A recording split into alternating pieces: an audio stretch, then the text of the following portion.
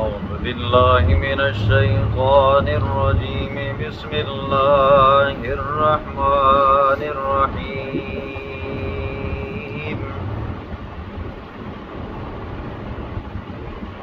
اقرأ باسم ربك الذي خلق خلق الإنسان من علق اقرأ وربك الأكرم الذي علم بالقلم علم الإنسان ما لم يعلم صدق الله العظيم۔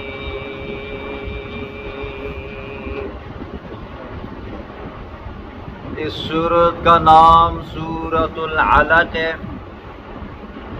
دوسری آیت میں موجود اس لفظ کی مناسبت سے من علق سے اس کا نام سورۃ علق رکھا گیا ہے۔ سورۃ علق کا سورۃ 3 کے ساتھ ربط نمبر 1 یہ ہے۔ سورۃ 3 میں اللہ رب العزت نے توحید ذکر فرمائی تھی۔ اب اس سورت کے اندر اللہ رب العزت توحید کے علم کے لیے قرآن کی قرأت کا حکم دیں گے۔ دوسرا ربط سورۃ 3 میں اللہ رب العزت نے انسان کی صورت کا ذکر فرمایا تھا۔ اب اس کے اندر اللہ رب العزت انسان کی پیدائش کا جو مادہ ہوتا ہے اس کا ذکر فرمائیں گے۔ ربط نمبر 3 سورۃ 3 میں اللہ رب العزت نے انسان کے بدلے میں جو فرق ذکر کیا تھا، اب اس سورت کے اندر اللہ رب العزت انسان کے اعمال میں فرق کا ذکر فرمائیں گے۔ اس سورت کا شان نزول سنیں۔ پاک پیغمبر جناب محمد رسول اللہ صلی اللہ علیہ وسلم کی عمر مبارک جب 40 سال کو پہنچی تو اللہ کے پاک پیغمبر توشہ لے کر، کھانے پینے کی چیزیں لے کر، کھجور، پانی، جو ستو وغیرہ جو میسر ہوتا وہ لے کر غار حرا میں چلے جاتے، جس کو پہلے زمانے کے اندر فاران کی چوٹی کہتے ہیں۔ وہاں پر جاتے، اللہ اللہ کرتے، اللہ کی عبادت کرتے۔ تو یہ بات یاد رکھیں کہ پیغمبر نبوت سے پہلے بھی موحد ہوتا ہے، اس کو اللہ رب العزت شرک سے دور کرتا ہے۔ ایک دن ایسا ہوا، اللہ کے پاک پیغمبر غار حرا میں تھے، اللہ اللہ کر رہے تھے، اللہ کی عبادت تحمید تقدیس کر رہے تھے۔ انسانی شکل و صورت میں جبریل امین آئے۔ آپ کے ہاتھ کے اندر ایک ریشمی رومال تھا، اس کے اوپر لکھت ہوئی تھی۔ جبریل علیہ السلام آئے، آ کر کہا اقرأ، پڑھیے۔ اللہ کے پاک پیغمبر نے فرمایا ما انا بقارئ، میں پڑھا ہوا نہیں ہوں۔ جبریل امین نے حضور صلی اللہ علیہ وسلم کو سینے لگایا، لگانے کے بعد دبایا۔ اللہ کے پاک پیغمبر نے فرماتے ہیں کہ اتنا دبایا کہ مجھے تکلیف ہونے لگ گئی۔ پھر جبریل امین نے چھوڑا، پھر فرمایا اقرأ، پڑھیے۔ اللہ کے پاک پیغمبر نے پھر فرمایا ما انا بقارئ، میں پڑھا ہوا نہیں ہوں۔ پھر جبریل امین نے پکڑ کر پھر سینے سے لگایا اور دبایا، اتنا دبایا کہ اللہ کے پیغمبر کو تکلیف ہونے لگ گئی۔ پھر فرمایا اقرأ، پڑھیے۔ آپ صلی اللہ علیہ وسلم نے وہی جواب دیا ما انا بقارئ، میں پڑھا ہوا نہیں ہوں۔ جبریل امین نے سینے سے لگایا، لگا کر پھر دبایا، اتنا دبایا کہ آپ کو تکلیف ہونے لگ گئی۔ جبریل امین نے شروع کیا اقرأ بسم ربک الذی خلق، پڑھیے اپنے رب کے نام کے ساتھ جس نے ہر چیز کو پیدا فرمایا۔ اللہ کے پاک پیغمبر نے جبریل امین کے ساتھ پڑھنا شروع کیا۔ سورۃ علق کی یہ 5 آیات جو تلاوت کی ہیں، یہ قرآن کی سب سے پہلی وحی ہے۔ قرآن کی سب سے پہلی وحی جو اللہ کے پاک پیغمبر کے اوپر نازل ہوئی، یہ 5 آیات نازل ہوئی۔ حضور صلی اللہ علیہ وسلم غار حرا سے نکلے، فوراً اپنے گھر میں آئے۔ آپ صلی اللہ علیہ وسلم نے اپنی بیوی مئی خدیجۃ الکبریٰ رضی اللہ تعالیٰ عنہ سے کہا زملونی دسرونی، مجھ پر کمبل اڑاؤ، مجھ پر کمبل اڑاؤ۔ بھائی خدیجۃ الکبریٰ رضی اللہ تعالیٰ عنہ بڑی حلیم بردبار سمجھدار عورت تھی. آپ صلی اللہ علیہ وسلم بستر کے اندر لیٹے. اماں جان نے پوچھا کہ کیا ہوا؟ کہا میرے ساتھ تو یہ معاملہ ہوا کہ ایک بندہ آیا, اس نے مجھے پڑھایا اور مجھے ایسے محسوس ہوتا ہے کہ اب میری جان کیا ہونے لگی ہے, ختم ہونے لگی ہے. مجھے ڈر لگا ہے کیونکہ جبریل اور اسی طرح وہی کا بھار زور وزن اتنا ہوتا تھا کہ اللہ کے پاک پیغمبر کو سردی کے اندر بھی پسینہ آنے لگ جاتا تھا. اللہ کے پاک پیغمبر نے فرمایا مجھے اپنی جان کا خوف ہے. بھائی خدیجۃ الکبریٰ رضی اللہ تعالیٰ عنہ نے تسلی دی, حضور کو کہا یا رسول اللہ آپ غمگین مت ہو. کیوں؟ آپ تو غریبوں کی مدد کرتے ہو, آپ غریبوں کا سامان اٹھاتے ہو, آپ یتیموں بیواؤں کی بے کسوں کی کیا ہو جائے سہارا ہو. ایسا نہیں ہو سکتا کہ اللہ آپ کو کیا کر دے جی ضائع کر دے, ایسا نہیں ہوگا. مائی خدیجۃ الکبریٰ رضی اللہ تعالیٰ عنہ کا ایک چچا زاد بھائی تھا جس کا نام ورقہ بن نوفل تھا. حضور صلی اللہ علیہ وسلم کو اس کے پاس لے کر گئی اور یہ ورقہ بن نوفل پہلے مشرک تھا, بعد میں عیسائیت قبول کی اور پکا پھر عیسائیت مذہب کے اوپر ڈٹ گیا تھا. تو لوگ اس کے پاس آتے, یہ انجیل کو عربی میں عبرانی زبان میں لکھ کر دیتا, پھر لوگ اس کو پیسے دیتے تو اس سے اس کا گزران ہوتا. آخری عمر میں یہ نابینا ہو چکا تھا. تو کہا ورقہ بن نوفل کو کہ اپنے چچا زاد بھائی کو, اپنے بھتیجے کو دیکھو کہ اس کے ساتھ کیا معاملہ پیش آیا. ورقہ بن نوفل نے حضور صلی اللہ علیہ وسلم سے پوچھا بتاؤ کہ کیا تمہارے ساتھ معاملہ پیش آیا, کیا واقعہ. حضور صلی اللہ علیہ وسلم نے اپنا قصہ بیان کیا, میں غار حرا میں جاتا ہوں, وہاں پر اللہ کی عبادت کرتا ہوں, ایک انسانی شکل میں ایک بندہ آیا, اس نے مجھے آ کر کہا پڑھ. میں نے کہا میں پڑھا ہوا نہیں ہوں. اس نے مجھے سینے سے لگا کر خوب دبایا, مجھے درد ہونے لگ گیا. ورقہ بن نوفل نے فرمایا ذاک النقوس, یہ وہ فرشتہ ہے جو موسیٰ علیہ الصلوۃ والسلام کے اوپر وہی لے کر آیا کرتا تھا, لہٰذا آپ گھبرائیں نہیں. پھر اس نے حسرت کی, کاش میں اس وقت اگر زندہ ہوں جس وقت آپ کی قوم آپ کو یہاں سے نکالے گی. حضور بھی بڑے حیران و پریشان ہوئے کہ بھئی قوم مجھے کیوں نکالے گی, میں نے کسی کا کچھ بگاڑا نہیں ہے, لوگ مجھے امانت دار بھی سمجھتے ہیں, صداقت بھی سمجھتے ہیں, سب کچھ میرے جاننے پہچاننے والے ہیں, میرے ساتھ ہمدردی بھی کرتے ہیں. حضور نے فرمایا مجھے کیوں نکالے. اس ورقہ بن نوفل نے کہا جو کلمہ, جو توحید, جو جملہ آپ ان لوگوں کو سناؤ گے جس کی دعوت و تبلیغ کرو گے, اس جملے کی وجہ سے کئی انبیاء کو ان کے علاقوں سے, ان کے شہروں سے, ان کے ملک سے ان کو بدر کیا گیا, ان کو وہاں سے نکالا گیا, جلا وطن کیا گیا. آپ کو بھی آپ کی قوم جلا وطن کرے گی. اور بعضوں کو تو کیا کیا جی, قوم نے شہید کیا ہے جی. ٹھیک ہے, ہاں سوچے جی اس دعوت و توحید کا یہ اثر اتنا ضرور ہے کہ بندے کو کیا کرنا پڑتا ہے جی, ہجرت کرنی پڑتی ہے. اللہ کے پاک پیغمبر کو بھی گھر سے نکالا ہے. خیر حضور صلی اللہ علیہ وسلم واپس آئے. یہ وہ زمانہ تھا جس زمانے کے اندر حضور صلی اللہ علیہ وسلم کی 3 بیٹیاں اور بیٹا بھی کیا ہو گئے تھے جی, پیدا ہو چکے تھے جی. صرف مائی فاطمہ الزہرا رضی اللہ تعالیٰ عنہ پیدا نہیں ہوئی تھی, نبوت والے ساتھ مائی فاطمہ الزہرا رضی اللہ تعالیٰ عنہ کی پیدائش ہوئی تھی. حضور صلی اللہ علیہ وسلم وہاں پر آئے, پہلی نبوت تھی, پہلی وحی تھی حضور صلی اللہ علیہ وسلم کو. اس کے بعد پھر لگاتار وحی آنی شروع ہو گئی. پہلی وحی 5 آیات کی ہوئی تھی, اور میں نے آپ کو بتایا تھا پہلی جو سورت مکمل حضور پر نازل ہوئی تھی وہ کون سی سورت تھی جی, سورت المدثر تھی. چلو بسم اللہ الرحمن الرحیم, اقرأ بسم ربک الذی خلق. اقرأ پڑھیے, بسم ربک الذی اپنے رب کے نام کے ساتھ, الذی خلق جس نے پیدا کیا. کس کو پیدا کیا؟ ہر چیز کو پیدا کیا جی. اللہ نے ہر چیز کو پیدا کیا. خلق الانسان من علق, پیدا کیا انسان کو, من علق جمے ہوئے خون سے, لوتھڑے سے.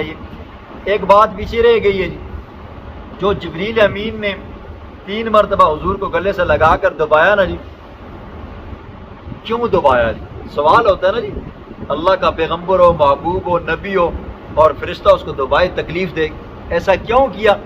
تو علامہ ابن حجر عسقلانی رحمہ اللہ نے اس کا جواب دیا, کیوں؟ اس لیے تاکہ آنے والی جو وزن ہے, آنے والا جو بہار ہے وزن وہی کا, تاکہ وہ برداشت کر سکے، اس لیے حضور صلی اللہ علیہ وسلم کو سینے سے لگا کر دبایا جی، ٹھیک ہے۔ ایک یہاں پر ایک اور بات بھی سن لو، ملاقات کی بھی 4 طریقے ہوتے ہیں جی، ٹھیک ہے۔ ملاقات کے کتنے طریقے ہوتے ہیں جی؟ 4۔ نمبر 1 مصافحہ، ہاتھوں میں ہاتھ دینا۔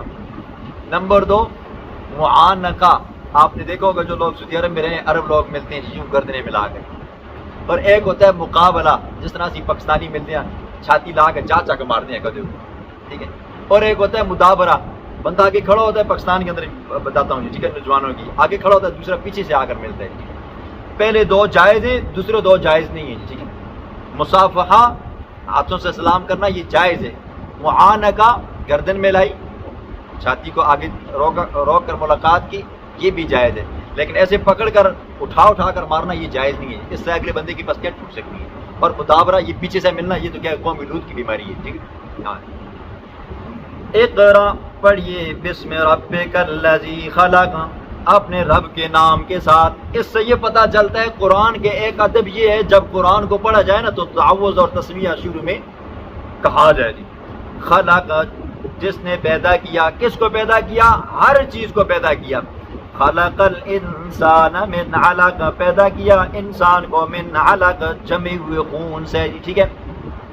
انسان کی 3 حالتیں ہوتی ہیں جی، اور عالم بھی 3 ہیں، عالم بھی 3 ہیں۔ انسان کی 3 حالتیں ہوتی ہیں۔ نمبر 1 نطفہ ہوتا ہے جی، ماں کے رحم کے اندر جب وہ گندا پانی جاتا ہے، اس کو نطفہ کہتے ہیں جی، یہ نطفہ ہوتا ہے۔ یہ نطفہ اس کے بعد کیا بنتا ہے جی؟ خون بنتا ہے جی۔ اس کے بعد کیا بنتا ہے جی؟ گوشت پوشت بنتا ہے جی۔ تو اللہ رب العزت نے درمیانی حالت کا ذکر فرمایا، نطفے کا بھی ذکر نہیں فرمایا، اللہ نے بوٹی کا بھی ذکر نہیں فرمایا، اللہ نے درمیان میں علاقہ جمع ہوا خون۔ اب دیکھیں عالم بھی 3 ہیں، عالم دنیا، عالم برزخ، عالم آخرت، ٹھیک ہے۔ تو کیا وجہ ہے؟ اللہ رب العزت نے پہلے اپنے پیغمبر کو کہا پڑھیے، پھر آگے اللہ نے کہا کہ ہم نے انسان کو جمے ہوئے خون سے پیدا کیا، پھر آگے اللہ نے کہا اقرا، پھر پڑھیے۔ تو اللہ یہ بتانا چاہتا ہے کہ جس طرح درمیانی حالت جمے ہوئے خون والی، اللہ نطفے سے جمع ہوا خون بنانے پر قادر ہے، پھر جمے ہوئے خون سے پھر آگے گوشت پوشت بنانے پر قادر ہے، پھر اس گوشت پوشت سے آگے انسان بنانے پر قادر ہے۔ اسی طرح اللہ انسان کو مارنے کے بعد دوبارہ اٹھانے پر بھی کیا ہے جی؟ قادر ہے۔ یہ اللہ نے عقلی طور پر سمجھایا ہے جی، ٹھیک ہے۔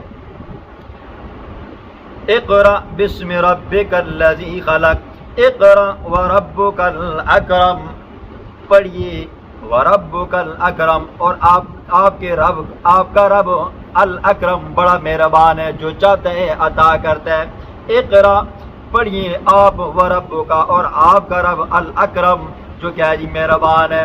الذی علم بالقلم، جس نے سکھایا ہے انسان کو، علم جس نے تعلیم دی ہے، بالقلم قلم کے ذریعے جی، ٹھیک ہے۔ قلم کی بڑی شان ہے جی۔ اب دیکھو یہ آپ کے پاس قرآن ہے جی، ٹھیک ہے، یہ بھی آخر کسی نے لکھا ہے، پھر انہوں نے جس تفسیر کو دیکھ کر پڑھا تو وہ بھی آخر کسی کا لکھی ہوئی تھی۔ تو قلم کے ذریعے علم کیا ہوتا ہے جی؟ پھیلتا ہے جی۔ قلم کے ذریعے علم کی نشر و اشاعت ہوتی ہے۔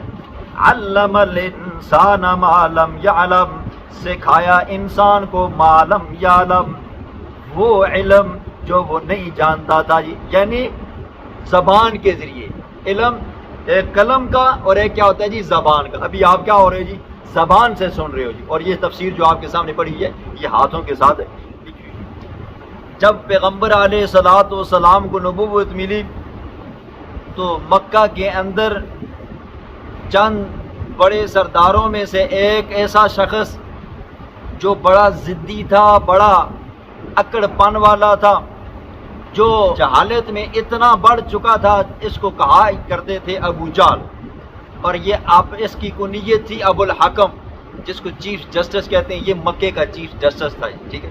تو اس نے جب دیکھا نا کہ یہ شخص پیغمبر علیہ الصلوۃ والسلام یہ کہتا ہے کہ میں نبی ہوں، تو لوگ تو مجھے چھوڑ کر اس کے پیچھے لگ جائیں گے، اور میری سرداری، میری چدراہٹ، میری وہ جو چیف جسٹس تھی نا، وہ کیا ہو جائے گی جی؟ ختم ہو جائے گی۔ تو اس ظالم بدبخت نے حضور صلی اللہ علیہ وسلم کی دعوت کے اندر روڑے لٹکانے کی بڑی کوشش کی گئی، بڑی کوشش کی۔ پہلا وہ انسان جس نے حضور صلی اللہ علیہ وسلم کی مخالفت کی، اس کا نام ابو لہب ہے، یہ حضور کا سکا چاچا ہے۔ دوسرا وہ انسان جس نے حضور صلی اللہ علیہ وسلم کی خوب کھل کر مخالفت کی، اس کا نام ابو جہل عمر بن ہشام ہے، اس کو کنیت سے ابو جہل بھی کہتے ہیں۔ جہالت اتنی عام، جس طرح ہمارے معاشرے کے اندر کوئی بندہ جھوٹ مارے ایک مرتبہ مارے، دو مرتبہ کرتے کرتے کرتے کرتے بندہ زیادہ جھوٹ بولنے لگ جائے نا، تو پھر اس کا نام بھول جاتے ہیں، کہتے ہیں وہ فلانا جھوٹا، فلانا جھوٹا۔ تو یہ اسی اعتبار سے کیا ہو گیا تھا جی، مشہور ہو گیا تھا جی، ابو الحکم اس کی کنیت تھی، اسی کا اللہ ذکر فرماتے ہیں۔ سنیں، کلا، پکی بات ہے، سچی بات ہے، ان الانسان لا یطغی، بے شک انسان لا یطغی، حد انسانیت سے نکل چکے ہیں، لا یطغی، البتہ سرکشی کرتا ہے۔ کلا، پکی بات ہے، ان الانسان، بے شک کافر انسان، لا یطغی، سرکشی کرتا ہے، حد انسانیت سے نکل چکا ہے۔ کیوں؟ ارآہ استغنا، دیکھتے ہیں اپنے آپ کو، استغنا، بے پرواہ ہو گیا ہے۔ حضور صلی اللہ علیہ وسلم کو نبوت ملی، ابو جہل کو تکلیف ہوئی کہ بھئی میری چودراہٹ ختم ہو جائے گی، لوگ میری بات نہیں سنیں گے، اس کی بات سنیں گے۔ تو حضور صلی اللہ علیہ وسلم کے درمیان میں آیا تو پھر سرکشی شروع کی جی۔ اب اللہ فرماتے ہیں سرکشی شروع کرنے کی وجہ کیا تھی؟ کہنے لگا ارآہ استغنا، میں تو کیا ہوں جی، بے پرواہ ہوں، مجھے مال دیا گیا ہے، مجھے اولاد دی گئی ہے، مجھے جاؤ جلال دیا گیا، مجھے محلے والے، اپنے علاقے والے میری عزت کرتے ہیں، میں کیوں اس کی بات مانوں؟ ٹھیک ہے، یہ وجہ ہوتی ہے نا جی، جب بندہ کسی مولوی سے نا تنگ نظری کرتا ہے جی، مولوی کے ساتھ حسد آتا ہے نا، کہتا ہے بندہ کہتا اس کو کیا آتا مولوی کو جی، میں تو کیا ہوں جی اس سے بہتر ہوں۔ تو ابو جہل نے یہ کہا میں تو اس پیغمبر سے کیا ہوں جی، بہتر ہوں، اس کا ذکر ہے۔ ان الی ربک الرجعی، بے شک الی ربک، تیرے رب کی طرف، الرجعی، لوٹنے ہیں سب کو، پیغمبر کو بھی لوٹنے ہیں، ابو جہل کو بھی لوٹنے ہیں، ایمان والوں کو بھی لوٹنا ہے، کافروں کو بھی لوٹنا ہے۔ پھر مستغنی ہونے والی کون سی بات ہے جی؟ ٹھیک ہے، ہاں، پھر آپ بندہ کہے میں تو کیا ہوں جی، بے پرواہ ہوں جی، مجھے تو کسی چیز کی ضرورت ہی نہیں ہے، میں کیوں بیٹھوں جی ان مولویوں کی باتیں سنوں، میں ان کا درس سنوں جی، ٹھیک ہے، نہ بیٹھ جی۔ ارأیت الذی ینہا، خبر دے مجھے، الذی، اس شخص کے بارے میں، ینہا، جو نماز سے روکتا ہے، جو روکتا ہے، عبداً، بندے کو، اذا صلی، جب وہ نماز پڑھتا ہے، مجھے اس بندے کے بارے میں بتلاؤ جو نماز پڑھنے والے بندے حضور صلی اللہ علیہ وسلم کو روکتا ہے۔ اس وقت نماز فرض نہیں ہوئی تھی، اللہ کے پاک پیغمبر فجر کی نماز، چاش کی نماز اور عصر کی نماز پڑھا کرتے تھے بیت اللہ کے اندر، تو اس کو یہ بات اچھی نہیں لگتی تھی، حضور نماز پڑھتے تو جو حضور کے اوپر قرآن اترتا، حضور نماز کے اندر وہ قرآن پڑھتے نا، تو ظاہر بات ہے پڑھنے والا اللہ کا پیغمبر ہو اور ہو اللہ کی لا ریب کتاب ہو، پھر جا کر دلوں کے اوپر ایسی لگتی تھی نا جی، تو لوگ کیا ہو جاتے تھے، مسلمان ہو جاتے تھے نا جی، ان کو بڑی پریشانی ہوتی، ان کو پریشانی ہوتی، ہم لوگوں کو روک رہے ہیں جی، لوگوں کے اوپر ظلم و ستم کر رہے ہیں، لوگ دن بدن مسلمان ہو رہے ہیں۔ اس نے کہا میں اس کی گردن کو کچلوں گا، حضور صلی اللہ علیہ وسلم کے بارے میں کہا جب یہ نماز کے اندر نماز پڑھے گا، سجدے میں جائے گا تو میں اس کی گردن کے اوپر جا کر بیٹھ جاؤں گا۔ ایک مرتبہ اتفاق سے حضور صلی اللہ علیہ وسلم ملتزم کے سامنے کھڑے تھے، نماز پڑھ رہے تھے، جیسے ہی سجدے میں گیا ابو جہل آیا، کہنے لگا دیکھو میں کیا کرتا ہوں۔ حضور کے قریب آیا تو فوراً پیچھے بھاگا، اپنے آپ کو یوں کرنے لگ گیا، ہاتھ مارے کہ ایسا محسوس ہوتا تھا کہ کسی چیز کو دور کر رہے ہیں۔ ساتھی نے پوچھا کہ کیا ہوا جو ہی؟ کہنے لگا میں گیا اس کی گردن کے اوپر تاکہ پاؤں رکھوں، لیکن میں دیکھا میرے درمیان میں اور محمد صلی اللہ علیہ وسلم کے درمیان میں ایک بہت بڑی خندق تھی جس کے اندر آگ ہی آگ تھی۔ حضور نے فرمایا اگر ابو جہل آگے آتا اللہ کے فرشتے اس کو اٹھا کر آگ کے اندر بھون دیتے جی، روسٹ بنا دیتے، لیکن کیا ہو گیا جی، بچ گیا، اس کا ذکر ہے۔ ارأیتا، مجھے خبر دیجئے، الذی ینہا، اس شخص کی ینہا جو روکتا ہے، عبداً، بندے کو، بندے سے مراد اللہ کا پاک پیغمبر ہے، اذا صلی، جب وہ نماز پڑھتا ہے جی، ٹھیک ہے، یہ ایک بار نہیں ہوا، کئی بار ہوا جی۔ ایک مرتبہ حضور صلی اللہ علیہ وسلم نماز پڑھ رہے تھے، بخاری شریف کی روایت، حضور صلی اللہ علیہ وسلم نے سورۃ رحمان شروع کی، ظالموں نے، کافروں نے حضور صلی اللہ علیہ وسلم کو اتنا مارا کہ اللہ کے پاک پیغمبر بے ہوش ہو گئے، کوئی چھڑانے والا بھی نہیں تھا جی، ابتدا تھی نا جی۔ پھر حضرت عبداللہ بن مسعود رضی اللہ عنہ فرماتے ہیں، بخاری کی روایت ہے، فرماتے ہیں ما زال عزتا منذ اسلم عمر، جب سے عمر نے اسلام قبول کیا نا تب سے اسلام کو اللہ نے کیا کر دی، عزت بخش دی۔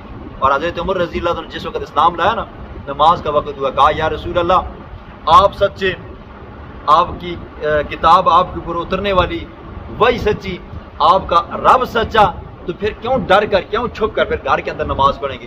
کہا کہ آج بیت اللہ کے اندر نماز پڑھیں گے۔ حضور نے فرمایا تعداد میں ہم کمزور ہیں، حضور نے فرمایا، حضرت عمر نے فرمایا یا رسول اللہ اب عمر اسلام لے آیا، جس طرح کفر کے اندر سخت تھا اب اسلام میں بھی کیا ہوگا جی، سخت ہوگا۔ کہا کہ نماز آج بیت اللہ میں پڑھیں گے۔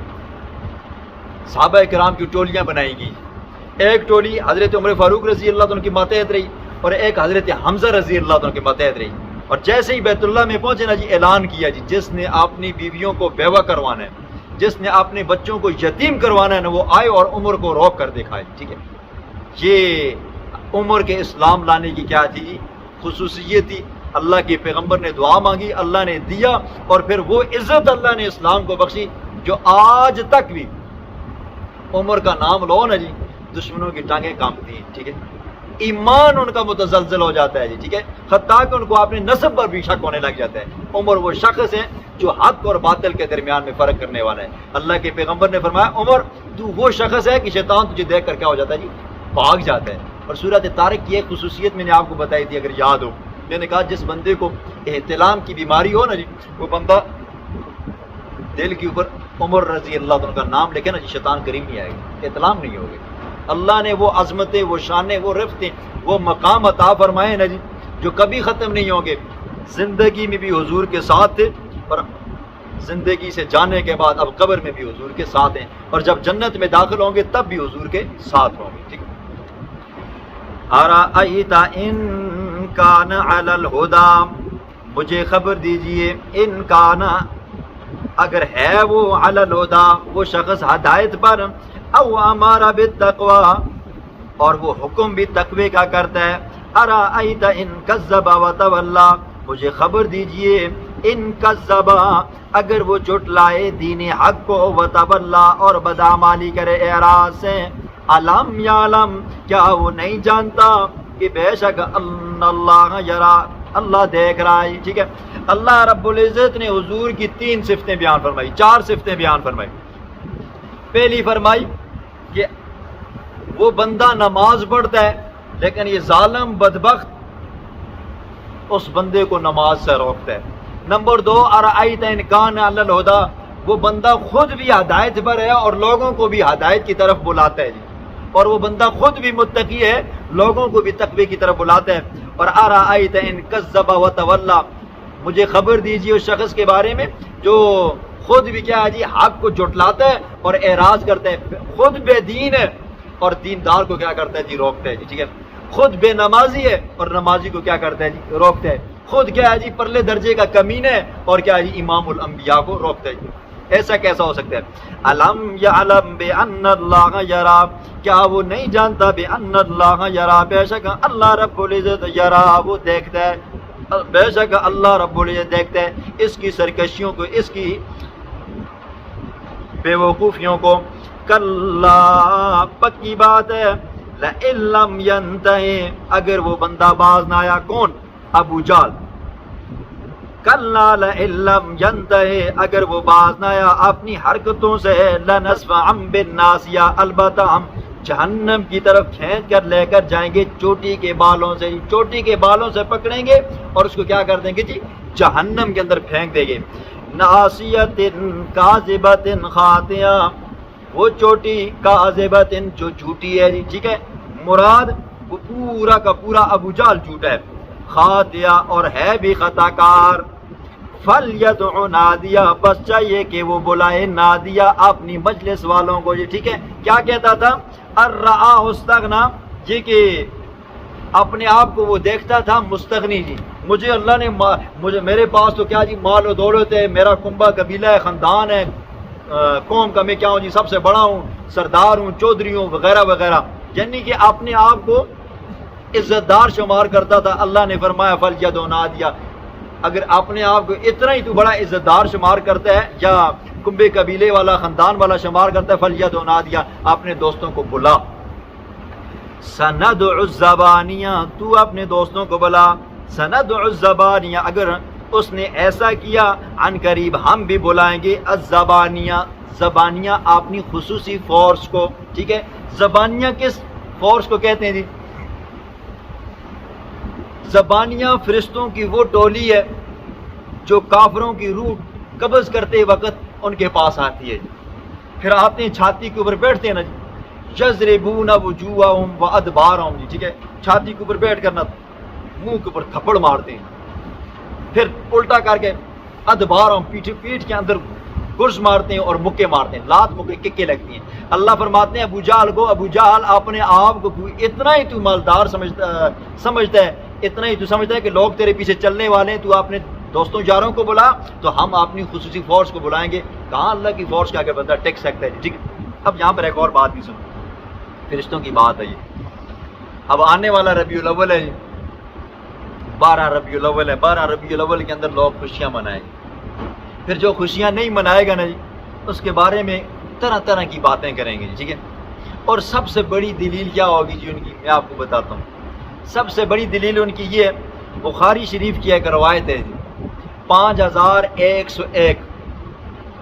وہ روایت کیا ہے جی؟ پہلے وہ روایت سنیں. وہ روایت یہ ہے کہ ابو لہب کی ایک لونڈی تھی, باندھی تھی. جس دن حضور صلی اللہ علیہ وسلم کی پیدائش ہوئی تو ابو لہب کو جا کر بتانے والی وہ باندھی تھی, لونڈی تھی, سویبہ تھی. اس نے جا کر ابو لہب کو بتایا کہ آپ کے بھائی کے یہاں بیٹا پیدا ہوئے, آپ کا بھتیجا. تو ابو لہب نے اس کو یوں انگلی سے اشارہ کیا کہ تو آزاد ہے. پھر کیا ہوا جی؟ آزاد ہے. زمانہ گزرا, وہ بندہ مرا جی. ٹھیک ہے, کون مرا؟ ابو لہب مرا. میں نے آپ کو بتایا 2 بندوں نے سب سے پہلے حضور کی مخالفت کی ہے. ایک کون تھا جی؟ ابو لہب, اور ایک کون تھا جی؟ ابو جہل. اب دلیل کیا ہوتی ہے؟ وہ بندہ مرا, روایت کے اندر آتا ہے ابو لہب مرا, خواب اس کے کسی رشتہ دار کو خواب آیا. خواب کے اندر اس سے پوچھا کہ بتا تیری کیا حالت ہے جی؟ کہنے لگا بڑی سخت حالت ہے, بڑی سخت حالت ہے, عذاب میں پھنسا ہوا ہوں. لیکن جب سوموار کا دن آتا ہے, سوموار والے دن مجھے اللہ رب العزت اس انگلی سے دودھ پلا دیتا ہے تو مجھے تھوڑا سا افاقہ مل جاتا ہے. ٹھیک ہے, یہ روایت سن لیا. اب سنیں پوسٹ مارٹم. خواب جس کو آئی وہ کافر تھا, جس کی خواب آئی وہ بھی کیا ہے جی؟ کافر ہے. کافر سے پوچھ رہا ہے بتا تیرے ساتھ کیا ہوا؟ کافر نے بتایا مجھے تو اللہ نے سخت عذاب میں دیا ہوا ہے. کافر کہنے لگا مجھے تو سارا عذاب ہو رہا ہے, لیکن یہ ہے کہ میری وہ انگلی کیا ہے جی جس سے میں نے سویبہ کو اشارہ کیا تھا کہ تو آزاد ہے, وہ کیا جی بچ گئی ہے. جبکہ رب کا قرآن کیا کہتا ہے جی؟ تبت یدا ابی لہب و تب. اوے ابو لہب تیرے دونوں ہاتھ ٹوٹ جائیں, تیرے دونوں ہاتھ ٹوٹ جائیں. رب کا قرآن یہ کہتا ہے کہ ابو لہب کے تو دونوں ہاتھ ٹوٹ جائیں. اور ابو لہب تو وہ بندہ تھا جو خود بھی گستاخ نبی تھا اور اس کی بیوی بھی کیا تھی جی؟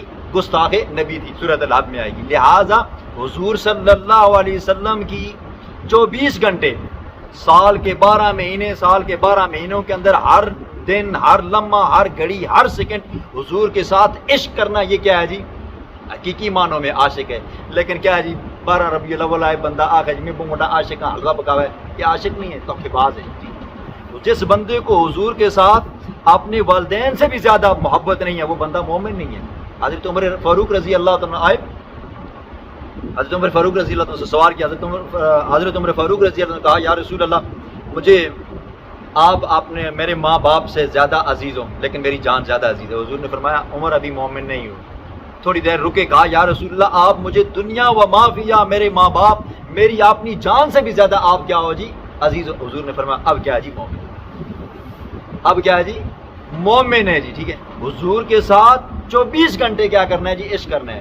حضور کی ہر ادا کو اپنانا ہے, حضور کی ہر سنت کو اپنانا ہے. یہ نہ ہو کہ 12 ربیع الاول آئے چاول پکاؤ اور وہ بھی منگ کر پکانے. ٹھیک ہے, آج صبح میں حضرت جا رہا تھا, بابر بھی مانگ رہے تھے.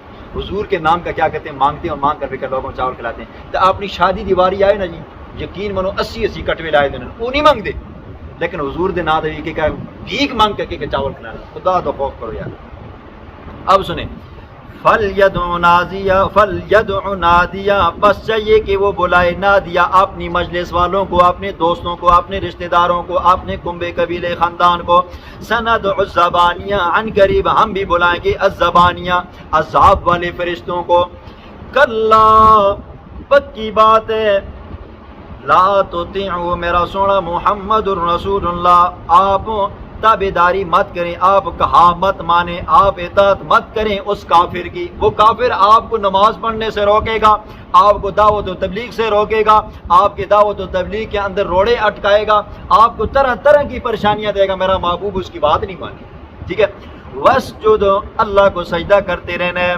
وقترب اور اللہ کا قرب حاصل کرتے رہنا ہے ٹھیک ہے آیت سجدہ جی بعد میں ہر بندہ سجدہ